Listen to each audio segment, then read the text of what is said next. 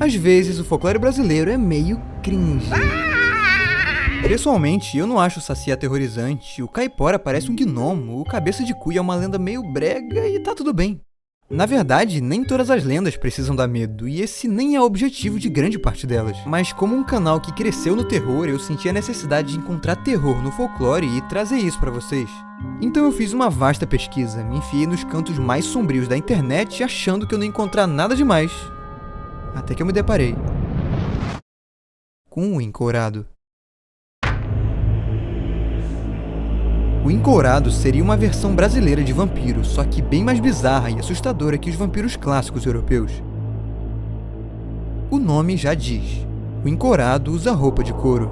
Tem 2 grandes asas de morcego e é presente em todo o interior do Nordeste. Ele se alimenta de sangue de animais e seres humanos, preferencialmente aqueles que não vão à igreja. E não pela falta de proteção que a igreja poderia oferecer, mas porque o seu sangue é simplesmente mais saboroso. Diz a lenda que quando as galinhas param de botar ovo, quando os cachorros não saem pra fora e urubus rodeiam a casa, é sinal que o Encourado tá por perto.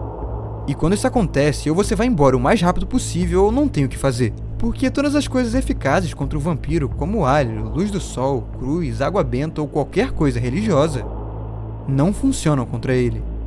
Literalmente, ele não tem uma fraqueza. É quase como um deus. Uma criatura do horror cósmico invencível que só causa morte. E isso é muito bizarro. Eu nunca imaginava que existia um vampiro brasileiro, que ele fosse mais poderoso que qualquer outro vampiro no mundo, muito menos que existisse uma lenda do folclore tão próxima do horror cósmico quanto o Encourado. E antes que você pense o contrário, ele não é o único. O Boitatá, a cobra gigantesca e com corpo de fogo do folclore brasileiro, parece um monstro saído de um conto de Lovecraft.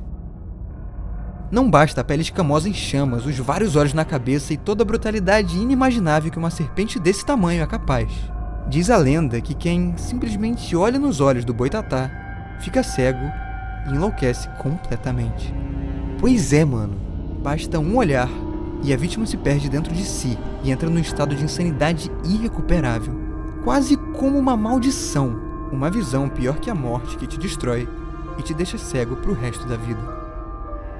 O mais louco de tudo é pensar que essa é uma lenda muito antiga. Muito antes de existir Lovecraft ou qualquer conceito de horror cósmico, os povos indígenas já acreditavam no Boitatá e em toda a imagem surreal que ele tinha. Em outras palavras, o Brasil inventou o horror cósmico. Ainda existem outras lendas como a Mula Sem Cabeça, um Boitui e um Monai, por exemplo. Criaturas fisicamente terríveis e Lovecraftianas do seu jeito. Mas o vídeo não é sobre isso e nem sempre horror cósmico é sinônimo de terror. E uma lenda brasileira que me causa terror, com certeza, é a do Cabra Cabriola. Aqui nesse canal eu já expressei o meu trauma por bodes, ovelhas ou cabras demoníacas, tipo Black Phillip do filme A Bruxa. Tem algo muito estranho no olhar desses animais. O bode literalmente é uma representação do diabo e por isso que essa lenda me causa tanto desconforto. Mas não somente por esses motivos. O Cabra Cabriola é uma criatura meio homem, meio bode, conhecida por se alimentar de pessoas vulneráveis e principalmente crianças. Quando o sol se põe nas cidadezinhas do Nordeste, ele vai à caça. Entra nas casas pelo telhado, janelas abertas ou portas, e é aqui que o negócio fica tenso. Porque ele não é um simples bode animalesco sob 2 patas. O Cabra Cabriola, na verdade, é inteligente, sabe manipular mecanismos básicos como trancas de porta e cadeados, e ainda consegue imitar vozes humanas. Diz a lenda que ele escolhe as vítimas com antecedência. Observa a família, os pais e crianças por muito tempo até que eles saiam de casa e deixem os filhos sozinhos. Quando isso acontece no meio da noite, surge a voz da mãe pedindo para abrir a porta. As crianças ingênuas vão abrir, só para descobrir que não é mãe coisa nenhuma, mas sim um homem bode, que as comeria vivas em seguida. E detalhe, essa lenda é brasileira, mas tem raízes no folclore europeu e em divindades ancestrais do Oriente Médio como o Moloch, uma entidade conhecida, não à toa, pelos seus sacrifícios envolvendo crianças. E esse é mais um motivo para não contar essa lenda para nenhuma criança. O pior é que existe uma cantiga sobre ela, as mães cantam pros filhos antes de dormir e, cara, Já não basta a Cuca e a música dela que dão medo pra caralho. Não cantem a música de um bode demoníaco pros seus filhos, pelo amor de Deus! Obrigado. E por falar em dormir, eu preciso citar a pisadeira.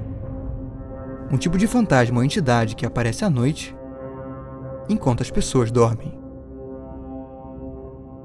Como o nome já diz, ela pisa no nosso peito e prende o nosso corpo na cama sem poder se mexer ou gritar por ajuda. Mais ou menos como seria uma paralisia do sono. Na verdade, a pisadeira é uma tentativa do nosso folclore em explicar esse fenômeno que afeta tantas pessoas dormindo. Também existe uma versão indígena de monstro dos pesadelos que é o Jurupari. Diferente da pisadeira, que seria mais próxima de um fantasma, ele é tipo um demônio. Uma divindade do povo Maué, famosa por invadir sonhos e asfixiar as pessoas dentro delas, até a morte. A gente sabe que ele é uma tentativa de explicar a paralisia do sono pelo próprio nome Jurupari, que significa literalmente aquele que tira da boca. Em outras palavras, o monstro que arranca a nossa fala e impede que possamos gritar por socorro, bem como uma experiência clássica de paralisia do sono. E beleza, cara, isso é explicado pela ciência. Mas justamente por ser uma experiência palpável e que pode acontecer com qualquer pessoa dormindo, transforma tanto a pisadeira, o Jurupari ou qualquer outra criatura do sono num monstro terrível. É quase como se elas deixassem de ser uma lenda e virassem monstros da vida real. E esses exemplos não são os únicos que chegam perto disso. Muito menos os que mais causam medo. Permito-me apresentar a lenda do Lapatu. O Lapatu é uma criatura ciclópica parecida com uma pinguari, só que bem pior. Ele habita a região nordeste do Brasil, tem corpo espinhoso, dente de elefante e é conhecido por sua fome insaciável, pelo apetite em carne humana e uma crueldade sem tamanho. Segundo os nativos da região, ele é pior que lobisomem, caipora ou qualquer lenda do país. E o motivo de tanto alarde é justificável, porque na verdade Labatu é um homem que existiu. Um mercenário francês que veio ao Brasil no século XIX, conhecido por atos desumanos. Em 1819, Pierre Labatu desembarcava no Brasil, onde ajudaria a tomar regiões dos portugueses na luta pela independência, o que teria sido muito bom se ele não fosse um péssimo ser humano. Na verdade, Pierre Labatu era um homem violento, liderava um exército de escravos, maltratava e fuzilava as pessoas sem a menor preocupação. Há quem veja ele como uma figura revolucionária, e os livros de história costumam contar somente o lado bom, ignorando todo o sofrimento que ele causou às pessoas. Mas do folclore brasileiro humano, ele não passa. A criatura carnívora, cruel e sanguinolenta Labatu nada mais é do que uma representação do verdadeiro terror, personificada pelo imaginário das pessoas e daqueles que sofreram por Pierre Labatu. E não que o monstro não dê medo ou coisa do tipo, mas a verdade que se esconde por detrás, pra mim é muito mais perturbadora. E não tem como, cara, esse tipo de lenda que faz alegoria a acontecimentos reais sempre vai ser a pior. Seja do Cabeça de Cuia, que parece uma história boba de um menino com osso, mas que na verdade retrata a fome em algumas regiões do Brasil, ou seja a lenda do Boto, que por um lado é um meme, mas por outro é uma metáfora à violência sexual contra as mulheres. Cada uma vai ter um lado inofensivo, bobo ou até mesmo cringe, mas também um lado sombrio. Alguns desses terrores ficam escondidos para sempre, perdidos e esquecidos por falta de fontes históricas. Outros são lembrados no nosso folclore sob forma de criaturas animalescas, fantasmas e monstros. Sejam eles monstros literais ou monstros humanos.